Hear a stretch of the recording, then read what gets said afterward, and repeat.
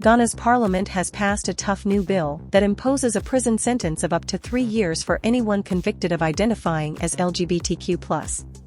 It also imposes a maximum 5-year jail term for forming or funding LGBTQ+ groups. It is the latest sign of growing opposition to LGBTQ+ rights in the conservative West African nation. The bill, which has the backing of Ghana's 2 major political parties, will come into effect only if President Nana Akufo-Addo signs it into law. I remember in one of his speeches he did say he would do so if the majority of Ghana people want him to. Remember, gay sex is already against the law in Ghana, and it carries a 3-year prison sentence. Please take a listen to Honorable Member of Parliament, Sam George. This guy is doing straight talking without missing a beat. I think he has already booked his seat for President of Ghana. Over to you.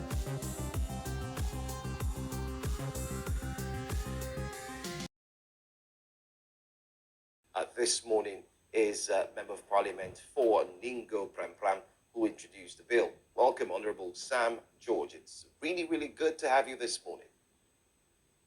Very good morning to you, and good morning to my brothers and sisters in Nigeria and across the African continent.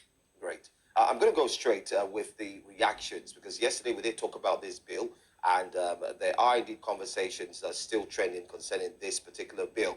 Now, you have been at the forefront to ensure that this bill is passed, but just a few hours after that bill was passed, a spokesperson for the United States Department of State, that's Matthew Miller, has come to say that the United States is deeply troubled by the passage of the legislation, and he's saying that this will indeed affect a lot of persons who live in Ghana. What's your thought on his statement, especially looking at the fact that he's saying it could also hamper freedom of speech for Ghanaians? I'd expect Matthew Miller to respect the tenets of democracy, and the entire United States government needs to bear in mind that Ghana is a sovereign country. We are opposed to cultural imperialism. Just 2 weeks ago, the U.S. Department of State, when called upon to intervene in Israel, the Israeli campaign in Gaza Strip said that it was not the position of the U.S. Department of State to intervene in the local matters of sovereign states. Ghana is not the 51st state of the United States. Ghana is a sovereign state on its own. The sovereign parliament of Ghana has passed a bill, and I think that Matthew Miller should be more interested in the loss of life of Americans' children in American schools to gun violence. Are they concerned, It knows where it matters and not where it doesn't matter. They're not invited in Ghana's local politics where our parliament has passed the law. Flowing from, this question my colleague has asked, are there concerns about how this might affect relations between Ghana and America? Also, are there concerns about pushbacks, not just pushbacks, but seeing exactly how, Uganda was treated in some measure after they had passed the bill? Are there concerns that Ghana might face that same treatment? Well, Ghana is a proud African nation, first country in the sub-Saharan Africa to gain independence and lead the light for the rest of Africa. I expect the leaders of our country, the president of our country, to stand shoulder high and tell the American people, you either do business with us on our terms or you can walk. American businesses that operate in Ghana are not in Ghana because of LGBTQ. They are in Ghana because they make a profit. If you're an American business working in Ghana, you turn $100 million in profit every year. If you think that because we are protecting our cultural values and saying no to LGBTQ, you want to lose $100 million in profit, pack up and go. Another company will come into Ghana and do business. Ghana is a fertile ground for business. Look, Africa must begin to assert our rights. We're not puppets and stooges of the West. Look at Uganda. Uganda's economy is not as big as Ghana's economy. But per the Economist Intelligence Unit, the EIU, the 2024 report, Uganda is going to have the 6th fastest growing economy in Africa in 2024. And it's just the sheer hypocrisy of America and the West. Doing business with Saudi Arabia and doing business with Qatar. Qatar spent 22 billion US dollars hosting the World Cup in 2022. 18 billion out of those 22 billion went to American and Western businesses. Qatar buys over $1 billion of military hardware every year from America. The punishment for homosexuality in Qatar is death. Nigeria passed a same-sex marriage bill as far back as 2015. In fact, your bill is more punitive than Ghana's bill. In Nigeria, the punishment in your law for same-sex marriage is 14 years imprisonment. The maximum in Ghana's law is just 3 years. Has Nigeria's economy collapsed? Has Uganda's economy collapsed? We need to begin to stand. The American economy would not run and the Western economies would not run without African raw material. I think it's time we begin to look at adding value to our own raw material. Why should Ghanaian cocoa and Nigerian cocoa be traded on the New York Stock Exchange and not on the Ghanaian Stock Exchange and Nigerian Stock Exchange? If we begin to assert ourselves, these guys will know that they have to deal with us on equal terms. They're not doing us a favor. We're doing them a favor. The best doctors in the United States medical system are Ghanaians and Nigerians. The best economists on Wall Street are Ghanaians and Nigerians. They're not better than us. We sit in the same classroom with them and beat them every day. Academically, intellectually, we're better than them. But it's simply because we've not asserted our rights as Africans. Because we want to go for cheap hand-me-downs. And I keep repeating, the IMF and the World Bank are banks. Banks operate by giving loans and making profit of the interest of those loans. So they should not threaten us. I mean, a bank should not be threatening the customer and saying, I won't give you a loan if you don't do what I want. If I don't come to you for a loan, you don't turn a profit. And so our economies are what run those multinational banks. And until we begin to assert ourselves and begin to trade more amongst ourselves, Ghana should begin to buy more rice from Nigeria, and Nigeria should begin to buy more salt from Ghana. We don't need to be going to the West for this. That's our problem as Africa. Okay, Honorable Sam George, talk to us about why it was important for you to champion this cause and for this bill to be passed. And I ask this because we hear a number of people who would say, and same thing was said here in Nigeria as well, that there are other challenges that our countries have faced. And why is it important that the rights of people who are lesbian, gay, bisexual, transgender, and more, and why is it that these LGBTQ plus people are the priority as opposed to all the other issues bedeviling the nation? Well, Parliament is considering a lot of several other bills that we are doing, and we'll deal with everything. But let's bear in mind, the people who lose their identity have lost their nation. The European and American communities and society have failed because they've redefined family. They've lost the sense of what it means to be family. And that's what they want. It's that kind of mental aberration and mental disorder that they want to import into our countries. You cannot continue to deal with cultural imperialism and say that it is a secondary matter. Our identity as Ghanaians is a principal matter for us. And that's why we've pushed this bill. Because look, the Ghana AIDS Commission in 2021 spent $200 million buying antiretroviral drugs to take care of HIV/AIDS for people who choose to have sex, men who choose to have sex with men. And so the government had to spend $200 million. Now, do you know how many school buildings in my constituency $200 million would have built? Or how many hospital beds that would have created? And so when somebody says that it is not a pressing issue, it's because they don't understand the full effect of homosexuality on society. We're dealing with getting enough beds for our women to give birth when they are pregnant. And we should now begin to divert those resources to stitch up the backsides of men who have chosen to go and have sex with men when they begin to have anal tears and anal warts. I mean, why should we be spending resources on that? We should be channeling the resources into areas that we need. Go and check the American system and see how many people are committing suicide because of the effect of homosexuality. The CDC says that homosexuals are 400% more likely to be suicidal. Do you know the effect of suicide on the GDP of a country?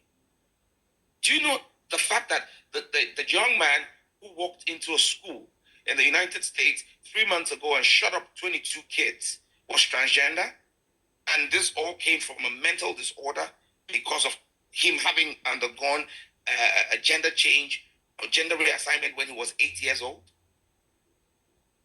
I mean, is this what we want to bring into our society? I grew up in Nigeria. And I knew, and growing up in Nigeria, I could walk to my neighbor's house and have a meal with them.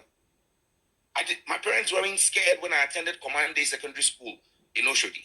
at Nafric barracks. They knew I was going to go to school and come back. They weren't afraid that their son was going to get killed by a child who has been affected mentally because he's transgendered.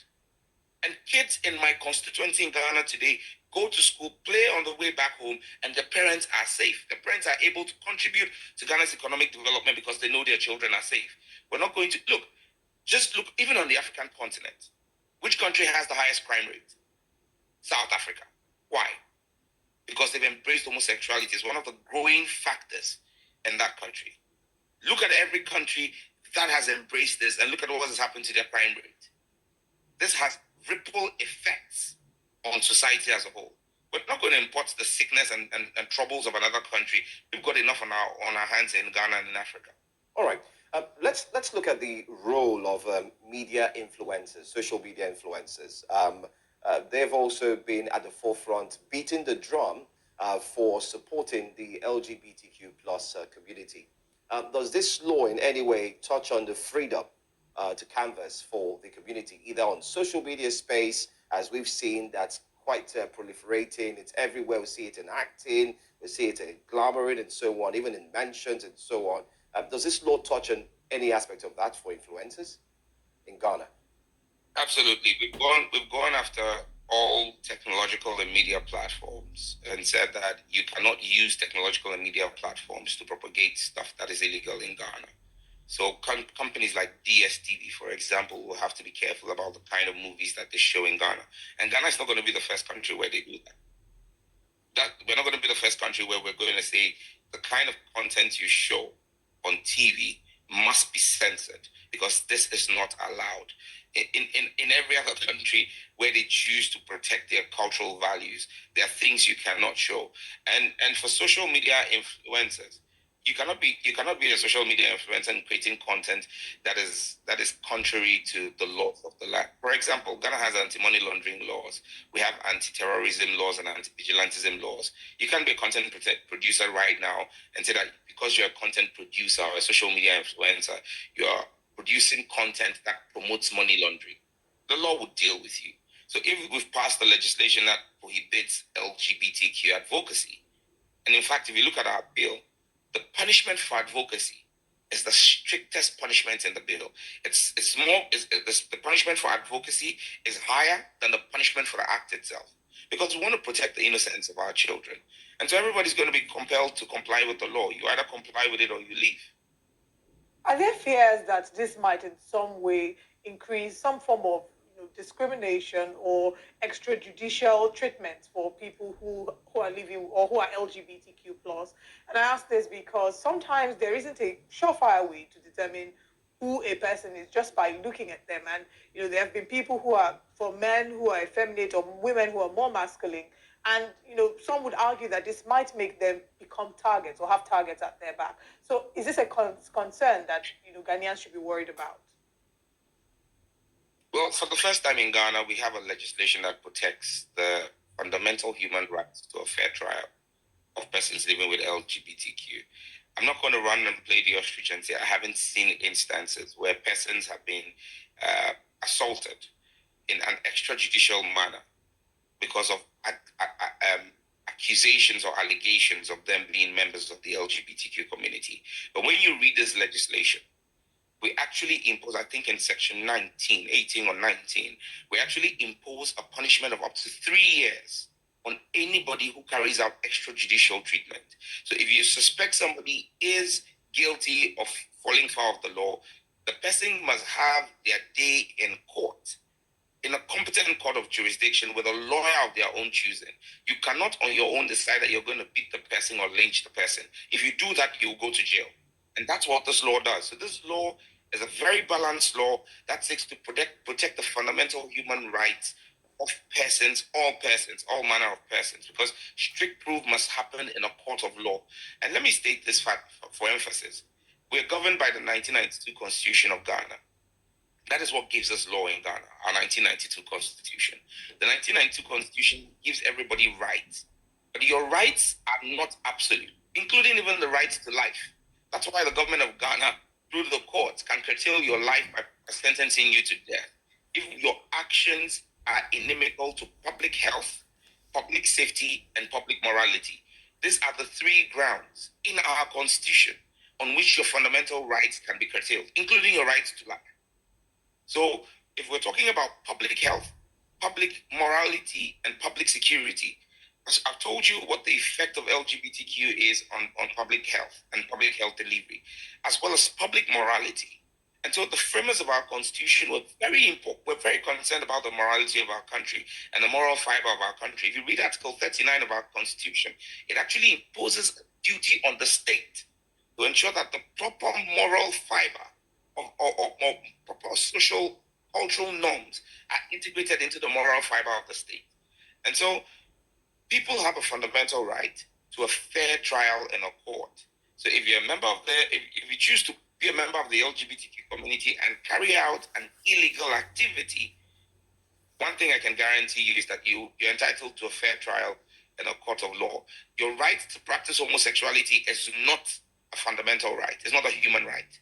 There is no right in Ghana's constitution, and I'm yet to see any right in any international legislation that confers a right on people because of their sexual preference or gender identity.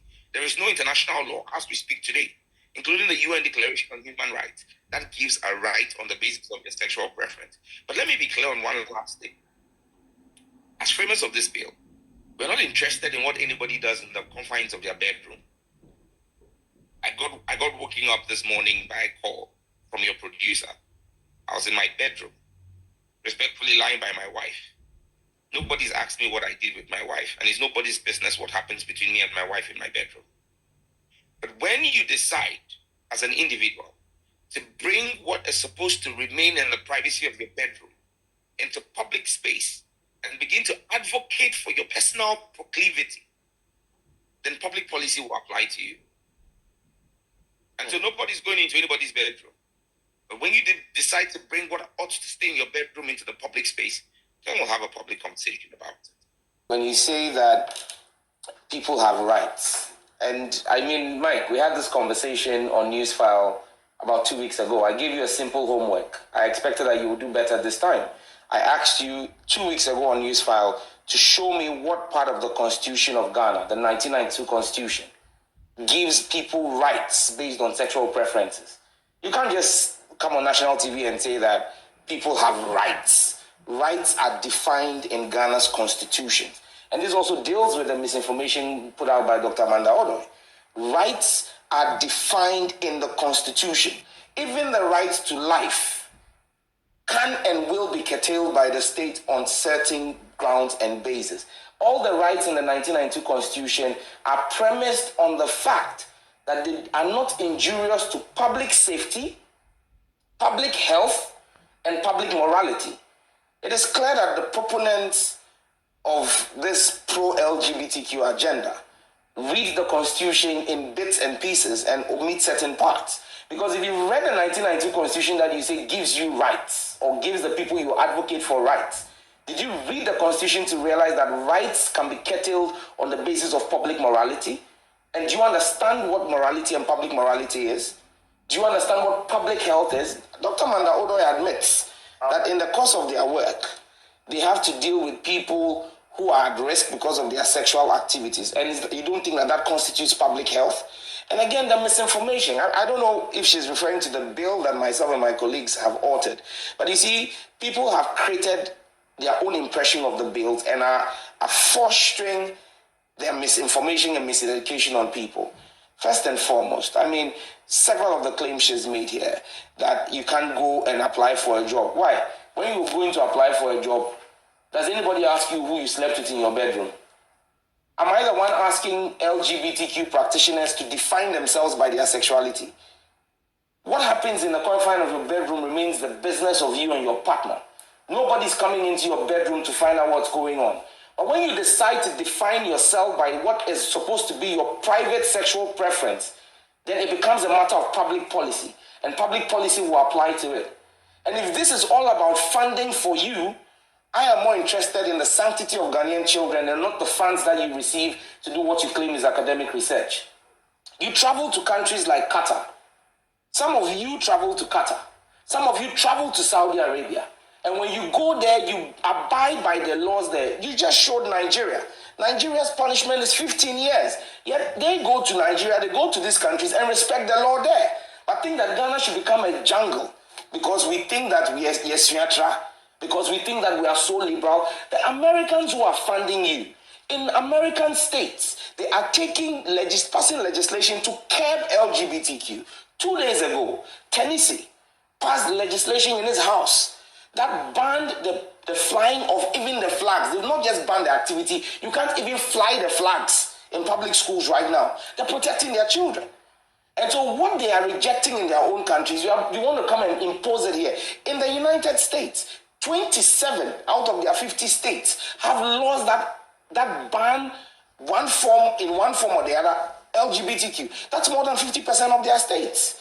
And yet you want to paint a picture that you are so academic. How academic are you? Are you the places you are getting the funding from? In their own home countries, the CDC, the Center for Disease Control, is pointing out that homosexuality makes a person 400 times, a homosexual person is 400 times more likely to abuse substance and be an alcoholic and be a drug abuser than a heterosexual person. And it constitutes a health crisis. A homosexual person is 400 times more suicidal than a heterosexual person. Not me, the CDC. It says that a man who has sex with another man is 400 times more likely to get HIV/AIDS than a heterosexual man. And you think that this is something that we should allow you advocate for in the name of academic freedoms? Well, rights are definite. And I'll be glad for you to go and test the law in court and show to the courts what rights you are defending. And you see, let me just wrap up with this, Aisha, because I'm sure you want to bring in a few other people. It's extremely important that we understand that in this country, nobody is marginalizing any group of people. And Michael makes that point, that why do we need this law? Because you have Section 104 of the Criminal Offences Act. Well, maybe, Michael, you should go and read the Attorney General's memo to Parliament. In that memo, the Attorney General actually applauded us because Section 104, if you read Section 104, in light of the Supreme Court's ruling in Banusin versus the Republic 2014, where natural canal knowledge is defined by our Supreme Court, you realize that Section 104 is discriminatory because it cannot apply to lesbians because it talks about penetration. And lesbians do not have a natural organ for penetration. And so the Attorney General is unable to prosecute any female engaged in lesbianism under Section 104. And so when you have a law that is 1960, which at the time was dealing with what was the known form of homosexuality, and today you have transgenders, you have all kinds of insane perversions being bandied around as lifestyles, and we are making our laws representative of it. You say, why are we doing that? Very Reverend, I want to bring you in now, and I'll give you the opportunity, Michael and Dr. Odoi, to come in on this. Very Reverend, you've been in support for this from day one. Now it's been passed, so what? Do we have Very Reverend AJ? Yes, the church is very happy. The leadership of the Catholic Church is very happy with the passage of this bill. And we are praying and hoping that the President will assent to this bill so that it becomes law. And congratulations to Parliament for the 100%. And that is our objective, because from the Christian point of view, the bill seeks to promote what Christianity is all about. Human beings were created in the image and likeness of God. And throughout the Bible, homosexuality, lesbianism, whatever, has not been, they are contrary to the tenets of the Holy Scriptures. So we thank Parliament for passing this bill. And we hope what comes out of it. Thank you.